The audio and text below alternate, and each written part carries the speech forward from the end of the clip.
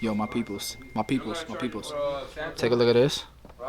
Will you guys just please take a look at this? Take a look at this. There's the man, the myth, the legend, Fade, Junkie, Junkie, Ace. baby. Get junkie. Make sure y'all follow this man right here on his Instagram page. I'm gonna put it right down here. And just so y'all know, this man is sponsored by Tune 45 because he's a monster with the clippers. And every time I see this man at a barber battle, what the results look like. So, just so y'all know, he's gonna be the barber in this video. So we're featuring him so we can showcase what this man's talent is about. He's a barber here at Fade Masters off of Northdale Mabry, and say the least, I mean. Hey, thank you to my boys at 245. You already know. So here come the nuggets, y'all. We out.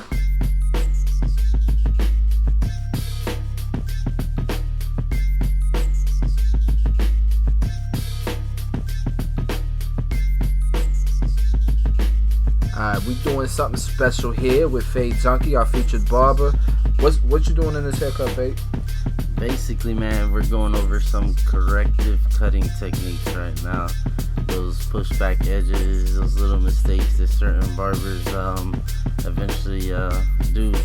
But these are some of my techniques that are gonna help you getting out of those little situations when you do have that one client that comes in with every once in a while, we see it, the pushback edges.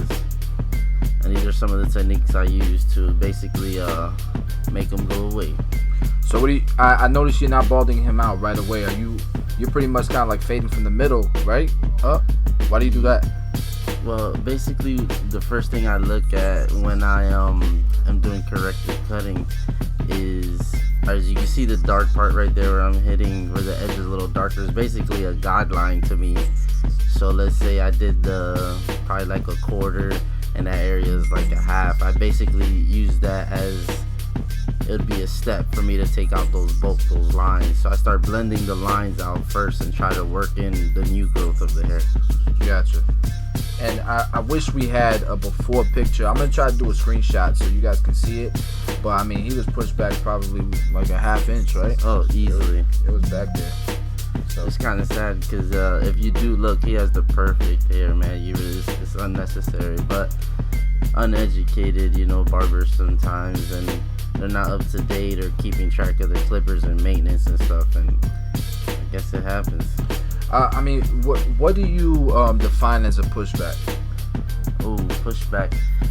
Alright, basically what I define as a pushback, what we see right here, unnecessary, basically what I call chasing the hairline.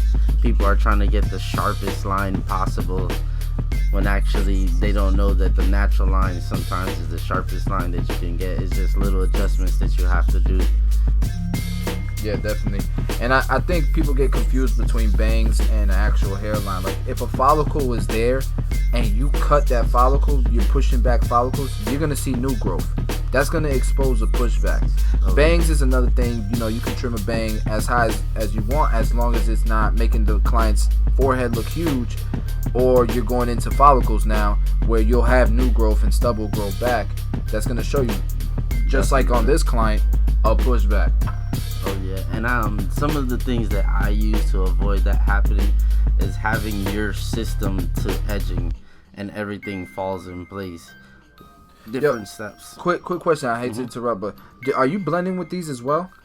Yes. I noticed you were opening that lever sometimes. Yeah, I opened it up. Me myself, I'm very particular in the 0 to the half area because I feel it's one of the most important parts in anything. I agree. So those were the cordless Wolf 5-star detailers. Yes, sir. Are these the designers you're using right here? Yes, I use a combination of the magic clip and designers. Different blades, different effects. It's just my style, the way I learned to get that proper blend in my eyes, So while we were recording, you mentioned the name of this haircut. It's kind of like a Siete, right? With your flavor to it. Siete is basically a haircut they use a lot towards Colombia and South America. I noticed you use a lot of different clippers. Like right now, you just use the Heroes. Is there a reason for that? The reason why you see me switch to certain edgers back and forth is because, like I said, that 0 to a half area, some of my edgers are adjusted differently. Some are closer than others, so I can hit certain areas that you know when you come up close to a haircut. Let's say you're in a supermarket or after the haircut when they take a shower. That 0 to a half, it shows a lot. To me, there's different blends inside of a blend. That's the way I look at it, a haircut. You using the 5-star shavers? You like those better than the Andes? And that's another thing. I actually use combination you like both? Of both. Hey man, nah, that's JP, one of the barbers here. He actually does that too. He says that like the 5-stars are better for more textured curly hair, more textured hair, and the Andes are for straighter hair. He says like his client. He's noticed his clients break out a lot less with the 5-stars. Yes, I did notice the same exact thing. Yes, I do. And one thing that I learned is that this is my techniques. You could take something that I did, a couple things that I did in the video, add it to your style, and work it in with what works for you. That's the beautiful thing about barbering, man. Yeah. This is my techniques, and if you can learn something, that's the whole point of it, the objective of what we're doing here. So my style basically came up of watching a whole bunch of different people. It gave me my own. I took little bits and things that worked for myself, and I found my strategy to give me the effect that I would like. Yeah, I mean, like a lot of the clippers you use to create really high quality haircuts, I don't like. But I'm, everybody's different. It's a very subjective thing. And, just because I hate the designers doesn't mean you can't put in some nice quality haircuts. Fade Junkie's showing you right now, like, he's using the 5-star detailers, the coolest ones that I don't like, and he's using the designers that I don't like, and he's crushing it. These blends are flawless. One thing that I feel is important as a barber, and like mastering this craft and taking yourself to a whole nother level, is learning your tools. Every tool will give you a certain effect. It's shortcuts to make you work a lot easier, more efficient when you know what's in your arsenal. Yeah, everybody wants me to point out a certain clipper, what's great for beginners. I can't tell you that. You got to try out the clippers yourself, and depending on what your price point is, it's different. You might be only able to spend $40, where you have a certain clippers that fit in that price range. Try those out. Try the Legends out, the Magic clips, and all those clippers, the corded ones, not the cordless ones. Exactly. And figure them out for yourself. Oh yeah, for sure. And one thing I noticed is like some people ask me, oh, do you use a fade blade, or do you adjust or you zero gap your clippers? Me, myself, my preference is leaving it how it came out the box. Yeah. One, because I have learned that I am somewhat a little heavy-handed, and sometimes when I adjust that clipper and I zero gap it, I'm taking too much hair out. Yeah. So you just gotta find what works for you, and that's the important thing. That's the beautiful thing of barbering, Yep, exactly.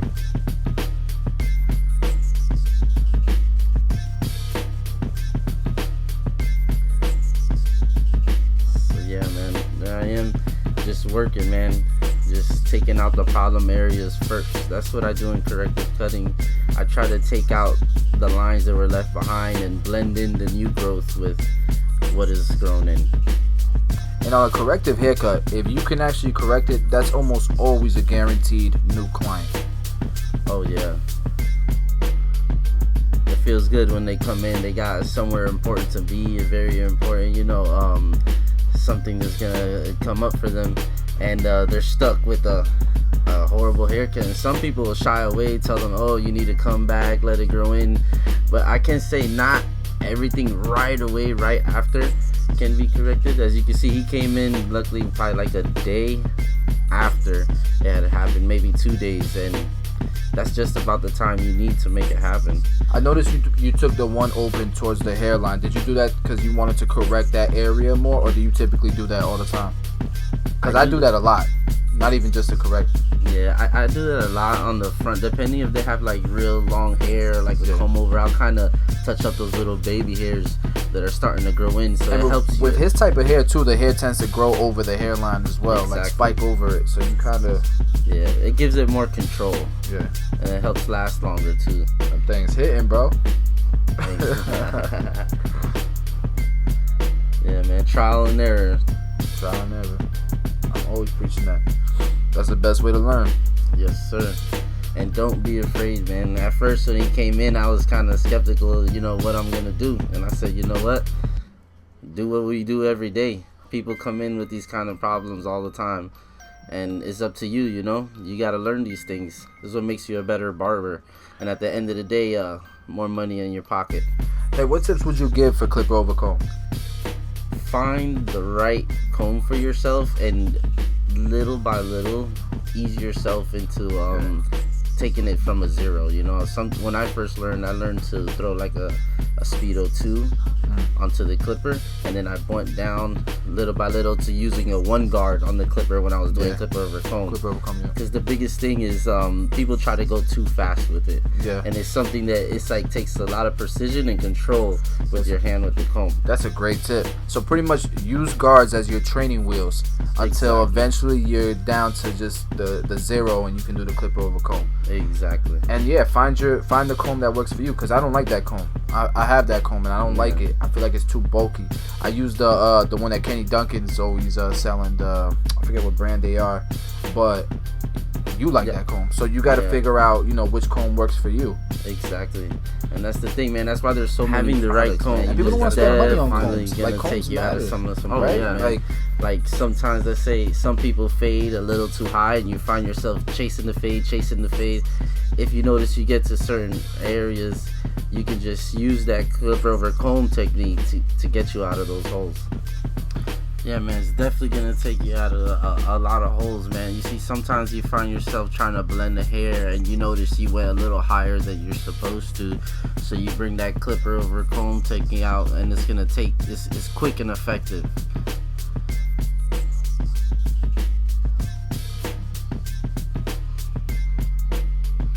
As you can see, I went over the parts that he had before.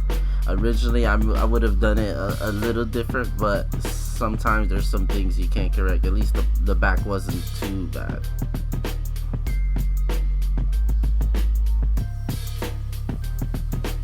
I noticed your heroes are leaving a lot of ash. Is that something that you strategically do? Because I know a lot of barbers do.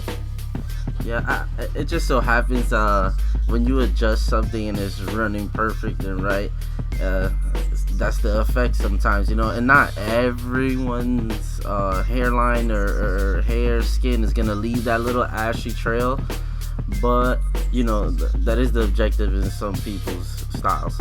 Yeah. What's your strategy for lining up the hairline? Hairlines are basically, when I start, let's say if they did have sideburns, I would start at the bottom of the sideburn. I would definitely connect it to the two front, what would you call this area on the edge, the two front, where the arch ends, I guess? Yeah, where the arch ends, and then I do basically the side that you saw that was pushed back, and the final part that I do is the lining in the front. For me, it works better because it helps me, it makes everything come together uniform. It's more consistent method that I found. And here we got the 245 shave gel. Yes, sir. The sauce that is sponsoring Fade Junkie. Oh yeah, definitely love it, man. Clients love it. The smell, the shave, the smooth. It does everything I needed to do and some. Ever since I've been using it, I think every barber in the barber shop has got a bottle out their station. That's dope, man. That's dope. On that scissor technique, do you typically do that for just like short hair, pretty much? Yeah, it's basically, I like the length that he had. I just wanted to clean up some of those straggling hairs that, sometimes people, like I said before, they're uneducated and they don't keep up with their equipment, so it starts to cut like real jagged, leave longer hairs. It's just an inconsistent, like maybe stroke that they did when they were passing the guard. But I like the length, so I just wanted to clean up those little frail little hairs that were sticking up on the top. So I use the scissors to just kind of clean it up and leave some of the texture. I don't want to cut it completely down. The goal wasn't to have it completely even, because when I throw, you'll see when I style it at the end, I like to have a little spikiness to it. Yeah. You know what I mean? To leave some of the texture. And you recommend that? What kind of comb was that? You recommend that comb when doing that technique? The comb, I don't remember exactly what comb that I used. It was just like a regular barber comb, yes, right? Like a regular comb. And here you're shaving against the grain. Yes, sir. Keeping it clean, man. And remember to always stretch the skin. You like the butterfly razor more than the push out? Alright, what works for me, I found is that the weight of the butterfly razors are a lot more effective for myself, and sometimes I'm a little light-handed when I'm shaving, and it helps balance and counter the weight of the razor. What are you spraying right here? That was a coat of hairspray, and now I'm throwing the fiber on there so it can bond with the hairspray. And guys, this dude impressed me so much with this right here. Like, watch how he applies this, the hair fibers. Because I was kind of like, I don't know, I wasn't the biggest fan, but he has mastered this technique to a T. You guys gotta see this. Yeah, and the whole point whenever I get a product or I do an enhancement is that I want it to look as natural as possible. You know, that's just my style, that's my preference. I don't want someone to go home, wash something off, and it's a false image that I sold them. You know, I'm trying to keep it as natural as possible, showing them where exactly, you know, it just helps show where the edge is supposed to be. It helps yourself too, so you don't pass the edge line or anything like that. And once you learn your product and you learn how to use it, one of the biggest things that people say about the fibers is that as soon as you wipe off, or you know, like a spray of water or a wind gust, or you brush your hair, it's gonna come out. If you look, my technique that I use, you can even style the hair, throw water, throw some gel, and it's still gonna be there. He's spraying it with an air hose, a strong air hose, and that ain't coming out. Not at all.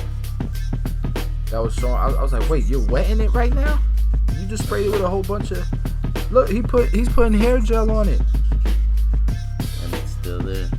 So it's all product knowledge, man, and to me, that looks pretty natural. Yeah, man. I mean, I think color enhancements can expose a barber who doesn't know how to use it properly. I've always said that. But if you can use it properly, then it comes out looking like this. Real nice. Appreciate it, man. It's all work. It's just learning your tools and your products, man. It's key. So that's it, man. That's Fade Junkie Ace on Instagram. Make sure you follow him, show him love. We'll definitely have him around a lot more often. He's a sponsor, 245 Barber. So thank you so much, man, for doing this. Thank you for having me. I appreciate for putting me on the squad, brother. All right, brother. We out.